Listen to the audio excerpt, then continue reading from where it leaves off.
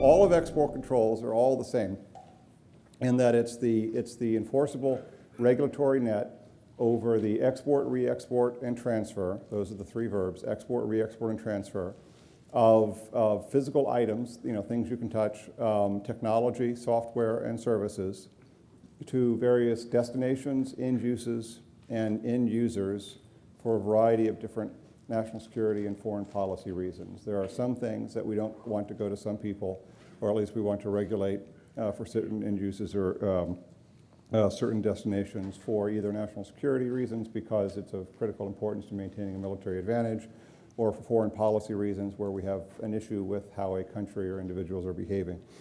And historically, since World War II, these policies are put into effect through primarily two sets of regulations, one administered by the Department of State and one administered by the Department of Commerce. And historically, the State Department has regulated all things that are military of whatever significance on the international traffic in arms regulations, and the Commerce Department has regulated everything else that warranted control for whatever national security or foreign policy reason. And primarily that universe of items is what are referred to as dual-use items, items that have both commercial as well as military applications of concern, or missile or nuclear or chemical biological. And that's often a tough call because you want to affect the national security and foreign policy objectives of having a say into what goes where to whom when, but in doing so not in a way that creates an unnecessary regulatory burden or interfere with normal commercial development or progress, or inadvertently harm your defense industrial base. So at the beginning of the first Obama administration, the president, literally at the first cabinet meeting in discussion with Secretary Gates, gave the instruction to have the U.S. export control system fundamentally reformed. And in these slides and some other materials that I'll make available for you go into all these things in a lot more detail, but given the time, I'll just summarize a little bit of it. And essentially what he wanted to do and what the instruction was to reform the system to meet these three objectives. To increase interoperability with our NATO and other close allies, that is to reduce the regulatory burden on trade by and among and between countries about which we didn't have concerns, and in fact we were working together, building together, fighting together. To reduce the incentives that existed in the U.S. export control system for non-U.S. companies to design out or avoid U.S. origin content. This was harmful to our national security in the sense that it was the incentives created to avoid U.S. content were harming the defense industrial base.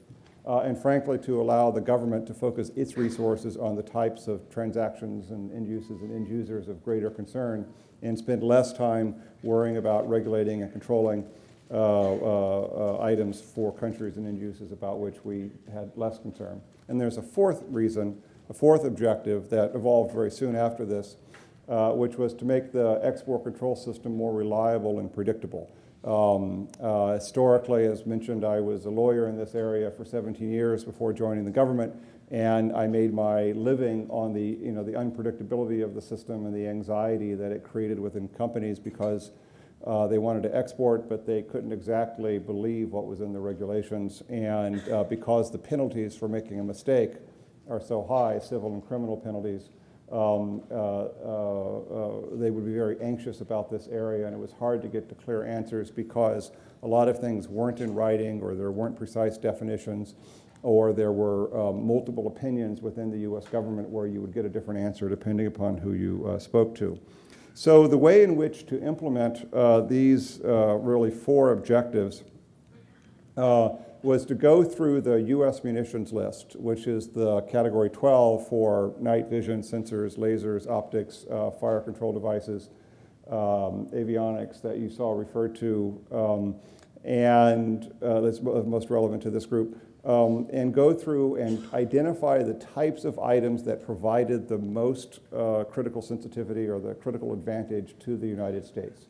And that is a huge instruction because when you have a list that was as worded as broadly as the U.S. munitions list, where it would have entries that just said all parts and components specifically designed or modified for a defense article, and going through and distinguish between the ones that were the most sensitive and the least sensitive requires a massive amount of work involving just about every part of the government and all parts of the industry that were affected. By the way, everything I'm describing also pertained to commercial satellites and spacecraft, which as a result of an act of Congress in the late 1990s was required to be treated as ITAR. And in going through and rewriting the list, the U.S. munitions list, and identifying on that list only the types of things that were the most critical, that meant that, this is back to the first slide, that less sensitive military items could be transferred to the Commerce Department, and we have a set of regulations, the Export Administration Regulations, which are more flexible in that they allow for exceptions for items to countries of less concern or end uses of less concern, and have far fewer regulatory burdens in terms of paperwork and reporting and following up and derivative controls than does the State Department with its international traffic and arms regulation. So the entire basis of my life and the life of many other people, in addition to running the day-to-day system for the last 7 years, has been going through the U.S. munitions list category by category, ships, airplanes, aircraft engines, military vehicles, protective personnel equipment, stealth materials, military electronics, satellites, directed energy weapons, which I'll discuss in a minute, and identifying that which warranted all the strict and very aggressive controls in terms of licensing and all the directly related technology, software, and services, even for trade by and among and between close allies. And then for everything else that exists, everything else that was either uniquely military or had significant military utility in addition to commercial applications, would become subject to the Commerce Department, and then we would create a structure that allowed for more flexible trade with allies, while at the same time having equally aggressive and robust controls on exports to countries subject to arms embargoes, such as China, and other countries of concern, such as Iran, North Korea, Syria, and Sudan. The Category 12, the one that you all live and deal with, was at the end of this 6-7 year process, largely because intellectually it was the most difficult. Particularly in the night vision area, which this covers, focal plane arrays and the technology that go into it, that which makes for a very capable military device, is also quite useful in the commercial world.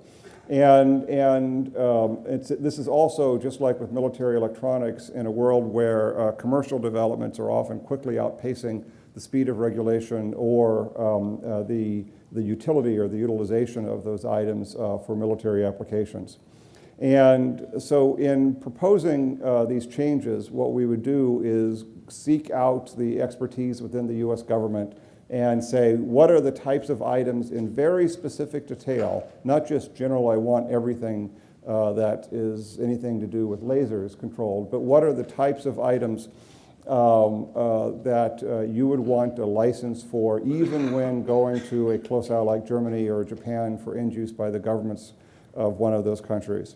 And to get this right, we would take all of these ideas, largely from the Defense Department, and then publish them and say, dear industry, what do you think? Have we gotten this right? Is it clear? Does it make sense? Have we described on the munitions list anything that's in normal commercial use?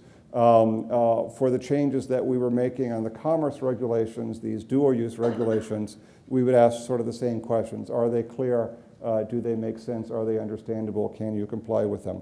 And then have industry give to us actual evidence of items in normal commercial use, and then we would go back and then adjust our draft rules before going final. In this area with Category 12, we actually went out twice in order to get industry input, because we got so many really good positive comments in response to the first proposed rule that we made a lot of revisions to a second proposed rule to get to where we are today. And this is the rough chronology. This is an issue, by the way, that the government has been fighting about ever since before I was even practicing law. I mean, this is a 20 and 25-year-old fight that's been taking place within the government about where the right lines are to draw, particularly in the night vision, but significantly in your industry as well.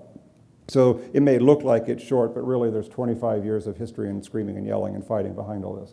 And so DDTC is the part of the State Department that shepherds the ITAR, and BIS is the part of the Commerce Department that shepherds the Export Administration Regulations. So we published a couple weeks ago the final version of what those rules, and I sent PDFs to the conference organizers, and they'll get distributed to you. So they're now published and open to the public, and then they actually become law on December 31st. So that's the schedule. And as was mentioned in Category 12, it's broken up into these main categories: fire control in paragraph A, laser systems and end items in B, imaging systems in C, guidance and navigation D, and then parts, components, accessories, and attachments for the item above. And then paragraph F is technical data and defense services directly related to above. So the essence of the reform effort also, in terms of the reliability and predictability point that I made, is that if something is listed on the U.S. munitions list, it's ITAR controlled, requires a license for all destinations always, to all foreign persons, even in the United States, without really very many exceptions. And if it's not on the list, it's not. So if it's on the list, it's caught. If it's not, it's not. Now that may seem like a very simple concept, but given this high degree of we know it and when we see it kind of application the U.S. government had historically taken, where they would call things ITAR controlled just because an individual official felt that it was significant, even if, as a matter of reading the words, you couldn't find it on the list. This is huge progress. But Category 12, because it had so many types of items that were of great military sensitivity, we had a slightly different philosophy than every one of our other categories. And all of our other categories, or almost all of our other categories, the primary objective was to go through and identify the things of less military sensitivity and move those to the Commerce Department regulations, and leave only the ones that were the most critical in that category. So for example, in the aircraft category, the canopy or the landing gear or the aileron for a fighter aircraft are not the most critical in terms of sensitivity of technology, and those types of items for the F-16 have moved over, whereas the State Department keeps all the fun, sexy, exciting, scary stuff, such as the actual F-16. We get the landing gear and the canopy and the knobs and the switches and the handles, and they get the end item thing. And that is the same way through each of the categories. But in 12, because of the sensitivity and because of the national security implications of so many areas, the goal with 12 was more to come to bright line distinguishers between what was inherently military and what was not. And we wanted to try to do that using objective technical parameters, not vague, open-ended descriptions. And that's where the public comments were really quite helpful. And anything that's military that we inadvertently missed, or that was of such, even in light of what I just said, was of such low significance, it would still be regulated in a new, what's called export control number, which is the 7X611 entry for anything else that was specially designed for one of those military items in this category.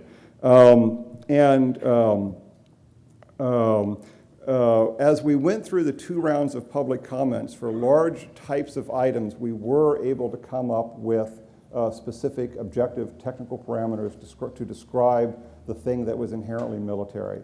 But for other types of items, of which the laser component is one, and focal plane arrays are another, and readout integrated circuits for infrared focal plane arrays is another, we were unable, even with 2 rounds of proposed rules, to come up with a technical parameter that would in all cases distinguish between the military application and the commercial application.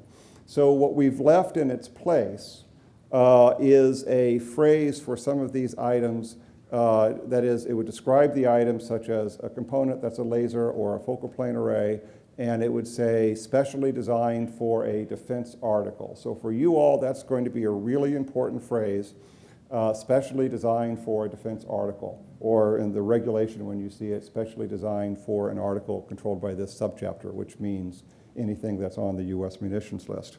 And specially designed historically had been one of those phrases in the U.S. government that everybody who applied it had a different interpretation, and you could ask 10 different people and get to 10 different answers.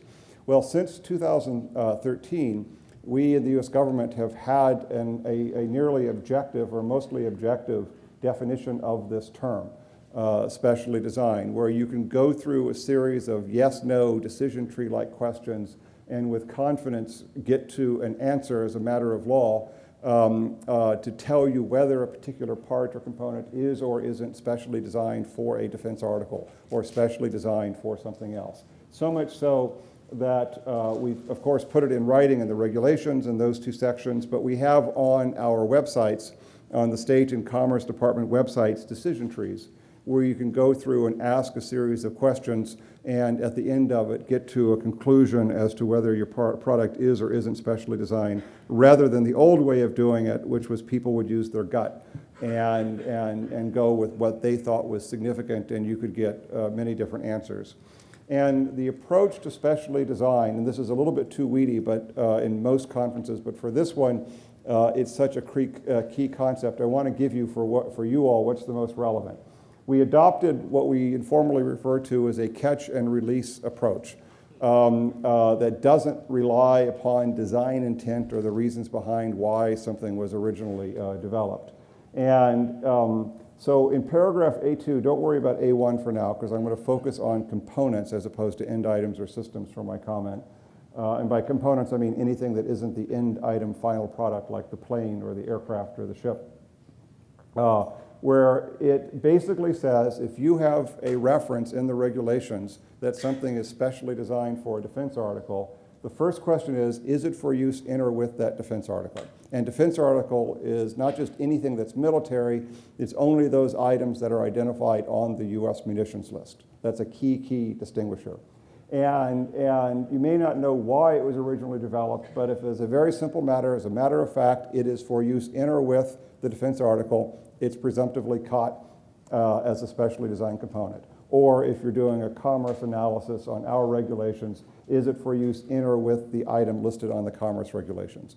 And if we left the legal standard just with for use in or with, which may be easy to apply, it would be wildly too broad, because in most military items there are all sorts of components that are not unique or specific or inherent or to the military item or the military application. They're dual use items or common commercial items. And we wouldn't want to inadvertently have the regulations roll back in to a control structure those types of ordinary commercial items. So what we did is, this is the regulatory catch. If you know no other information, the item is specially designed, but this is too small to read. But in the slides that you get, you can focus on it in more detail, and this is a subject of its whole seminar. But basically, there's a series of 5 yes or no questions that if you ask and the answer is yes to any one of them, then the item is released from being specially designed. So instead of answering subjective questions about whether it's vital or critical or significant or spooky or lethal or substantial, whatever variable you want to think of, as a legal matter, and this is critical because in the new 12E, paragraph E, for lasers, it says lasers specially designed for defense articles. Those were one of those topics for which we were unable to come up with objective parameters. You ask yourself, first question, do I have a piece of paper from the US government saying it's not specially designed? If yes, it drops out. If no, you can't use that dropout. Is it one of these lists of very, very basic items that no matter what it's modified for, the government doesn't care about? Fasteners, washers, spacers, insulators, grommets, bushings, springs, wire, solder. If yes, don't ask any more questions, you're done. If no, ask the next question. This paragraph B3 is the most important one for you all. And essentially the question is it common to an item in production that's not ITAR controlled, that's not a defense article? Or if you're doing a commerce analysis, is it common to an item in production that isn't listed? So if you've got a laser, and that same laser, either now or at any time in the future, or at any time when you're applying this standard, is used both in the defense article, the thing that you sell to DoD that goes into a weapon system, and it's also common to an industrial or commercial or scientific application, then as a legal matter, it's not specially designed for a defense article, even though one of its uses or many of its uses are for the defense article. That's the most important thing I said all day. And again, there's more here that you can absorb, and you want to go back with your export compliance folks or counselors or whoever you work on export controls and work through the application of paragraph B3 after you've read through the new category 12 to see how it affects your products, because it doesn't ask anything about design intent or sensitivity or who paid for it or any of those other variables. If it is common to an item that's not listed, it drops out. If it's unique, then it's caught. There.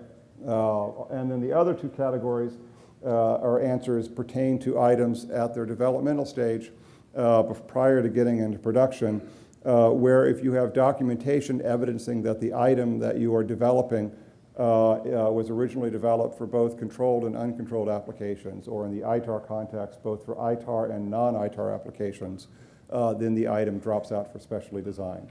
So this is a legal matter, is the standard to apply to items that have the specially designed parameter in the new Category 12 that you work through.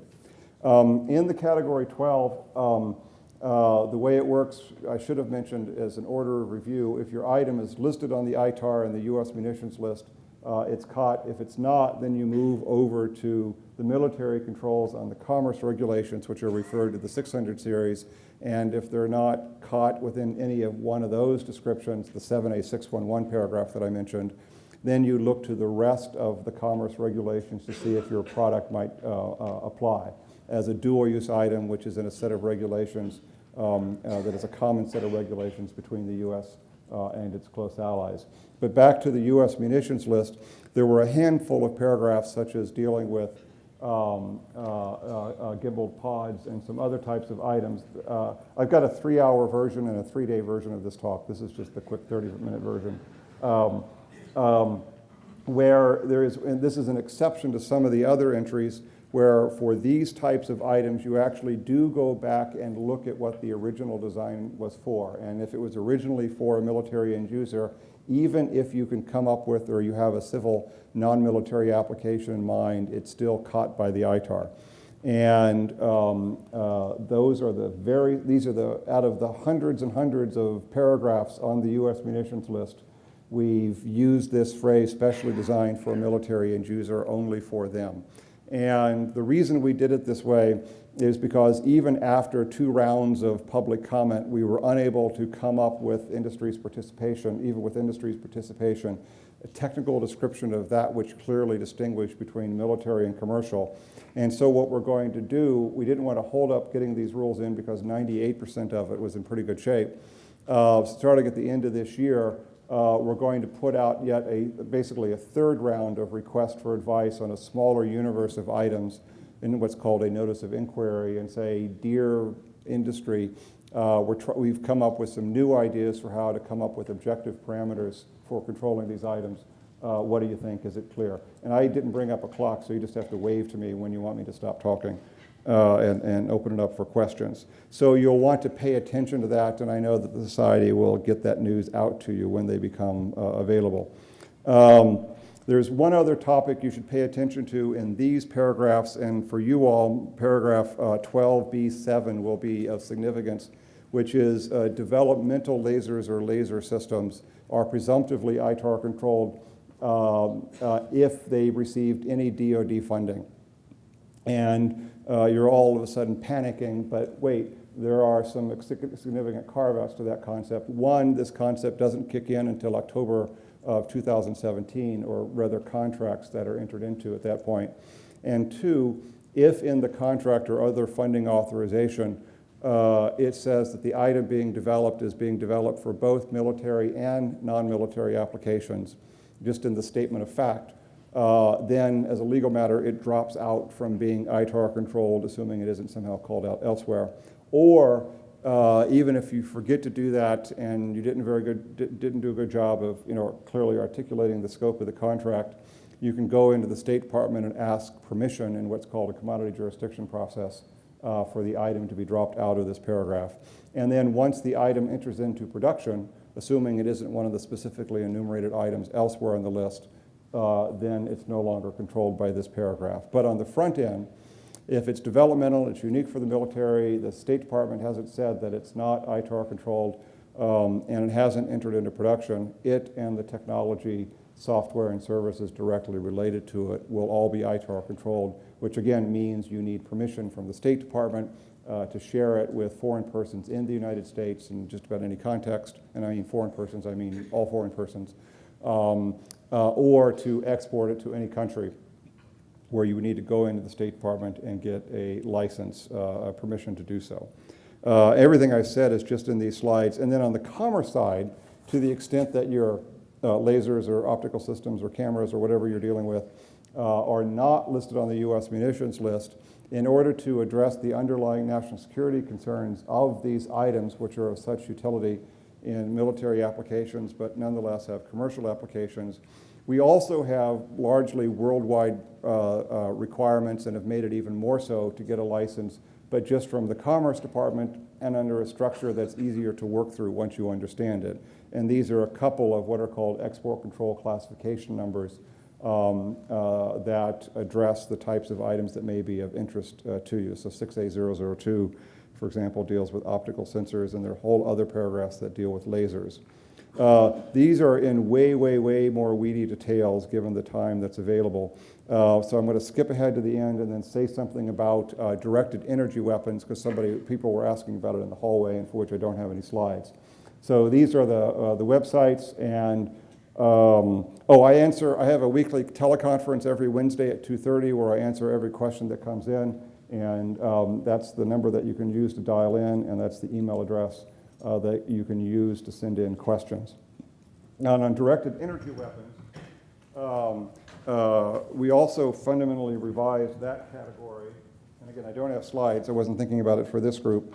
But it used to be some very technical parameters that have been quickly eclipsed by normal commercial applications. And so what you want to do, and I'll make sure that this is distributed around to you, is to look to the new U.S. munitions list category 18. It's Roman numeral 18, XVII. And what it says now is that an ITAR-controlled directed energy weapon are those that are systems or equipment. And by the way, whenever you see the word systems or equipment or end items, remember that they're not the same thing as parts or components. By parts or components, we refer to the things that go into the end items or the system. And if in the particular entry it doesn't refer to a component, that means components aren't caught, only the end item system is. But this one, so it's at the end item level or system level.